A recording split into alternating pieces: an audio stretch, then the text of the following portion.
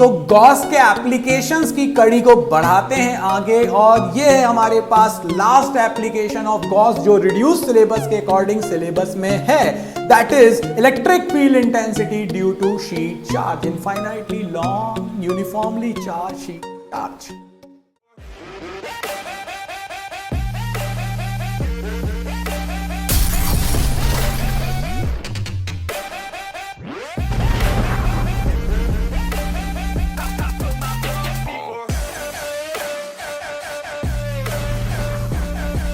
तो अब हमको निकालनी है electric field intensity due to a infinitely long sheet charge. Sheet का मतलब समझ गए ना, शीट का मतलब टू डायमेंशनल, और इनफाइनाइटली मतलब यहां पर अपन भले ही उसको स्क्वायर दिखा रहे हैं बट जरूरी नहीं है वो स्क्वायर हो भाई, वो तो बहुत बड़ी है ना, एक प्लेन है भाई 2D, मतलब एक्स एक्सिस है, वाई एक्सिस है, या कोई भी दो एक्सिस आपके पास हैं, और वो एक प्लेन सरफेस है, थर्ड डायमेंशन उसके पास नहीं है।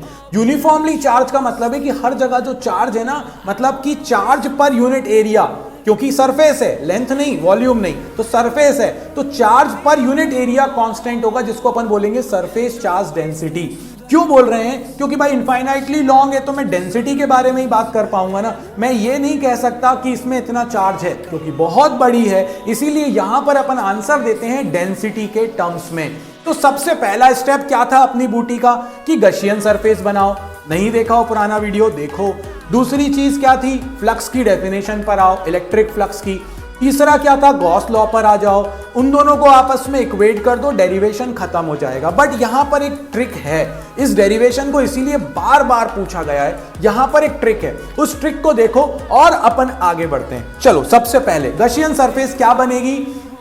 तो गशियन सरफेस ऐसी होती है जो उस पॉइंट से पास हो और इलेक्ट्रिक फील्ड उससे नॉर्मल हो। सबसे पहली चीज तो यही थी। तो मैंने कहा कि मान लेते हैं कि ये मेरे पास एक पॉइंट है P, और इस पॉइंट P पर मुझे निकालनी है इलेक्ट्रिक फील्ड इंटेंसिटी। तो सबसे पहले गशियन सरफेस बनानी है। तो यार इलेक्ट्रिक फील्ड लाइंस ऐसे निकल रही हैं उससे, बिल्कुल सही, सीधी निकल रही हैं, तो सरफेस तो ऐसी होनी चाहिए ना जो उससे परपेंडिकुलर हो, तभी तो वो गशियन सरफेस बन पाएगी। तो मैंने यहां पर एक सर्कुलर मान लिया। ये मैंने तुमको समझाते टाइम भी बताया था कि जरूरी नहीं है कि ये सर्कुलर हो, आपकी मर्जी है, बट ऑथर्स प्रेफर करते हैं, बुक्स में दिया रहता है, मार्किंग स्कीम में दिया रहता है, इसलिए हमने इसको सर्कुलर मान लिया। बट क्लोज सरफेस बनानी पड़ेगी, तो मैंने इसको एक्सटेंड कर दिया, और जब एक्सटेंड किया और दूसरी साइड से भी क्लोज किया तो ये बन गया एक हॉरिजॉन्टल सिलेंडर। अब आपके पास ये हॉरिजॉन्टल सिलेंडर है, और इस हॉरिजॉन्टल सिलेंडर के अंदर जितना भी चार्ज आ रहा है उसकी वजह से अपन अब निकालने वाले हैं electric field intensity at point P। अब आप इस बात को समझो अच्छे से। यहां पर आपके पास सबसे पहली चीज है, तीन सरफेसेस हैं। कैसे हैं तीन सरफेसेस? देखो, सबसे पहली सरफेस है ये इस साइड, सरफेस नंबर 1 ये। दूसरी सरफेस आप ले लीजिए यहां पर ये, और जो थर्ड सरफेस है वो है ये कर्व्ड वाली। तो इसके अकॉर्डिंग अगर आप देखें तो आपके पास अब तीन सरफेसेस हैं। तो जब तीन सरफेसेस हैं तो जब आप इलेक्ट्रिक फ्लक्स के लिए डेफिनेशन के अकॉर्डिंग आप फॉर्मूला लिखोगे तो वो क्या होता था, integration E dot ds। But यहां तो तीन सरफेसेस हैं अपने पास, तो पहले वाले के लिए आ जाएगा E डॉट ds1 पहले वाले का, दूसरे वाले के लिए आ जाएगा E डॉट ds2 दूसरे वाले के लिए, और तीसरे वाले के लिए क्या आ जाएगा, E डॉट ds3।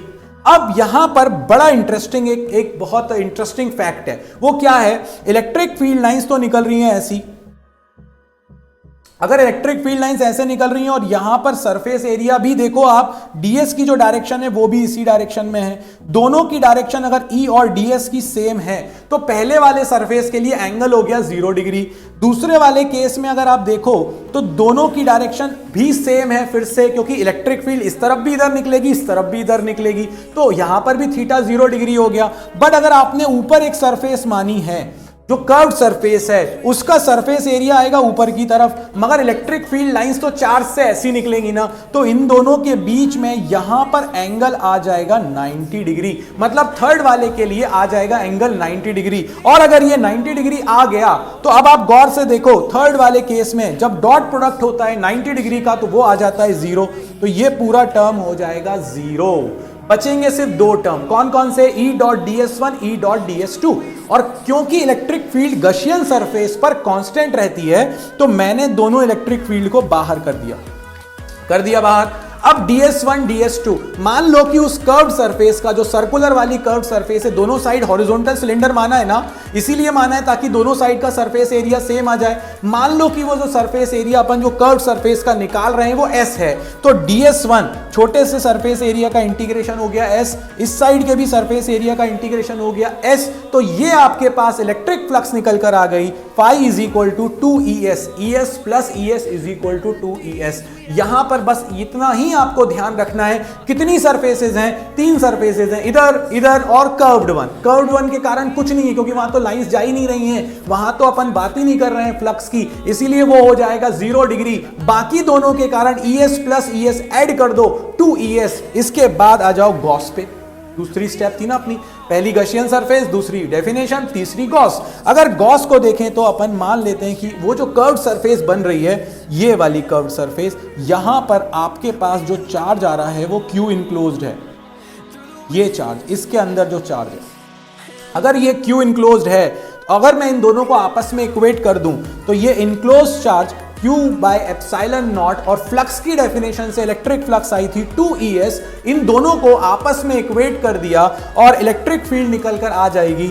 2s को डिवाइड में ले आओ तो ये बन गया Q बाय s। बताया था मैंने, charge per unit surface area, इसको हम क्या कहते हैं, सरफेस चार्ज डेंसिटी, और ये रहेगी constant. So Q by s will be constant, that is represented by sigma, इसे हम कहते हैं सरफेस चार्ज डेंसिटी, और इलेक्ट्रिक फील्ड आ जाएगी हमारे पास सिग्मा बाय 2 एप्सिलॉन नॉट। कहानी खत्म, पैसा हजम, मार्क्स मिल गए, डेरिवेशन ओवर हो गया। न्यूटन पर कूलम यूनिट लिखना बिल्कुल मत भूलना, न्यूटन पर coulomb. Clear? So electric field intensity due to sheet charge at a point is sigma by 2 epsilon naught. यहां पर एक बहुत इंपॉर्टेंट चीज मिली। क्या इंपॉर्टेंट चीज मिली कि ये जो इलेक्ट्रिक फील्ड आ रही है ना, ये डिस्टेंस पर डिपेंड ही नहीं कर रही। सिग्मा कांस्टेंट है, एप्सिलॉन नॉट कांस्टेंट है, 2 कांस्टेंट है। तो यार इसका मतलब है कि आप कहीं पर भी ले जाओ, अगर ये शीट चार्ज है तो कितनी भी डिस्टेंस पर लेकर जाओ, इलेक्ट्रिक फील्ड बदलने वाली नहीं है। और ये आपसे पूछा जाता है और इसीलिए ये बहुत इंपॉर्टेंट बन जाता है। इलेक्ट्रिक फील्ड वर्सेस अगर मैं डिस्टेंस का ग्राफ बनाऊं तो वो मेरा ग्राफ हो जाएगा कांस्टेंट, यानी कि E और R से E को कोई फर्क नहीं पड़ रहा। जैसे कि तुमको आजकल स्कूल की क्लासेस से कोई फर्क नहीं पड़ता, आराम से ऑन करते हो, सो जाते हो। पता है कई बार तो ऐसा होता है कि किसी का वीडियो ऑन हो जाता है तो पता चलता है भाई साहब वो लैपटॉप ऑन है, अटेंडेंस तो लगानी थी, आराम से सो रहे हैं, है ना। और पता किसी का कोई आराम से साइड में मूवी देख रहा है, यहाँ साइलेंट करके रखा हुआ है, पता चला भाई साहब का ऑन हो गया माइक, और आप पूरी क्लास सुन रही है कि अच्छा वेब सीरीज चल रही है इस समय। तो ऐसी बच्चों, ऐसी हरकतों से या तो अटेंड करो या अटेंड नहीं करो, बट ध्यान से जरा, है ना, पता चला कि किसी दिन तुम एक्सपोज हो गए हो। खैर, सो बढ़ते हैं आगे। अभी ये वीडियो खत्म नहीं हुआ है यार। वीडियो क्यों नहीं खत्म हुआ? क्योंकि ये लोग भी मानते नहीं है, सीबीएसई वाले। ये कहते हैं आपने शीट चार्ज के कारण निकाल दिया, अगर 2 शीट चार्ज आ जाएंगे तो क्या होगा? चलो भाई उसको भी देख लो जरा।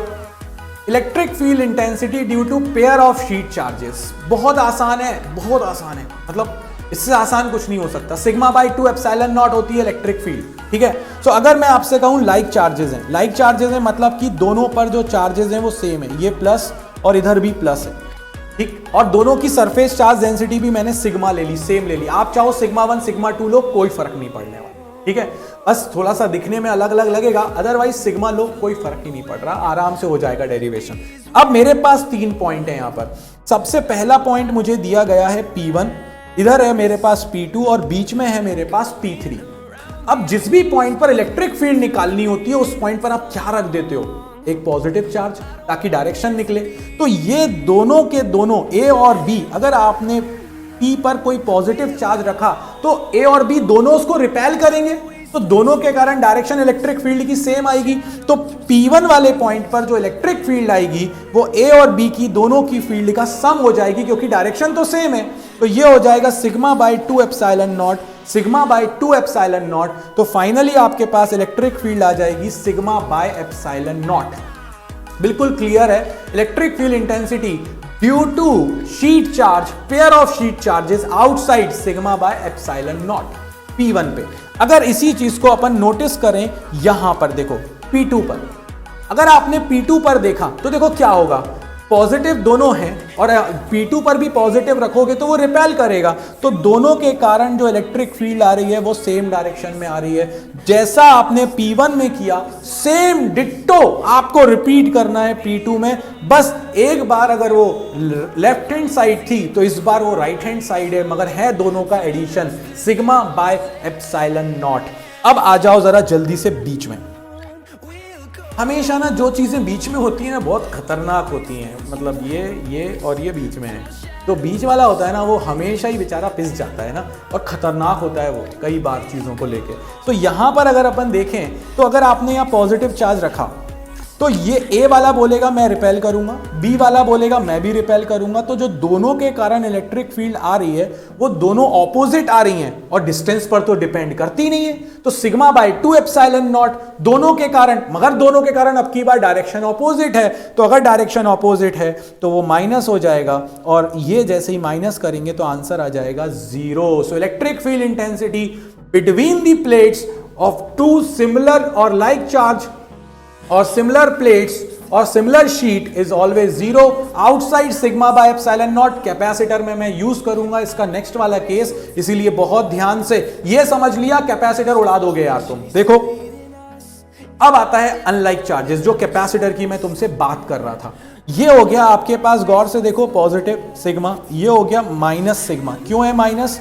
क्योंकि यहां पर जो चार्ज है वो नेगेटिव है, तो माइनस सिग्मा, ठीक है, नेगेटिव चार्ज डेंसिटी है। अब आउटसाइड अगर अपन बात करें तो यहां पर तुम रखोगे पॉजिटिव। अब पॉजिटिव वाला EA वाला तो रिपेल करेगा, मगर जो EB वाला है वो उसको अट्रैक्ट करेगा। क्यों अट्रैक्ट कर रहा है? क्योंकि नेगेटिव पॉजिटिव को अट्रैक्ट करता है। तो आउटसाइड डायरेक्शन दोनों की ऑपोजिट है जो इलेक्ट्रिक फील्ड्स हैं।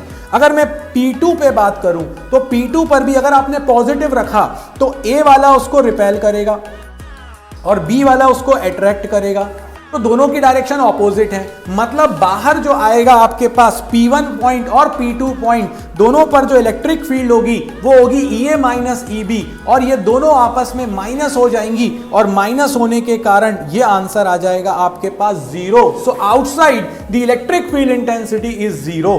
अब आता है अपने पास इनसाइड। बहुत आसान है इसलिए बहुत तेजी के साथ चल रहा हूं, ज्यादा इधर उधर की बातें नहीं कर रहा हूं, ठीक है। सो देखो अगर अपन देखें बीच में, यहां पर मैंने रख दिया पॉजिटिव, तो प्लस प्लस को रिपेल करेगा, माइनस वाला प्लस को अट्रैक्ट करेगा, मतलब कि दोनों के कारण जो इलेक्ट्रिक फील्ड है उसकी डायरेक्शन सेम हो गई है। अगर सेम हो गई है तो उन दोनों को आपस में ऐड कर दो, सो E हो जाएगा आपके पास EA प्लस EB, और ये आ जाएगा sigma by 2 epsilon not plus sigma by 2 epsilon not बन जाएगा सिग्मा बाय एप्सिलॉन नॉट। कितनी आसानी के साथ हमने electric field intensity due to sheet charges निकाल दिया। सिग्मा बाय 2 एप्सिलॉन नॉट का ही फंडा था दोस्तों। अगर सेम है तो बीच में 0, बाहर सिग्मा बाय एप्सिलॉन नॉट। अगर अनलाइक है बीच में सिग्मा बाय एप्सिलॉन नॉट, बाहर 0। और ये जो केस है ये कैपेसिटर में बहुत ज्यादा काम आने वाला है, इसीलिए इसको दिमाग में अच्छे से बिल्कुल सेट कर डालो, घुसा डालो इसको दिमाग के अंदर। तो यार इस वीडियो में इतना ही। चैप्टर 1 को हम यहीं पर खत्म भी करते हैं। अब बढ़ेंगे हम लोग पोटेंशियल और कैपेसिटेंस की तरफ, बिल्कुल इनोवेटिव तरीके से, बिल्कुल नए तरीके से, इसी तरह एंजॉय करते हुए, मस्ती करते हुए, मजे करते हुए नए साल में। तो इस वीडियो में तो इतना ही। जय हो।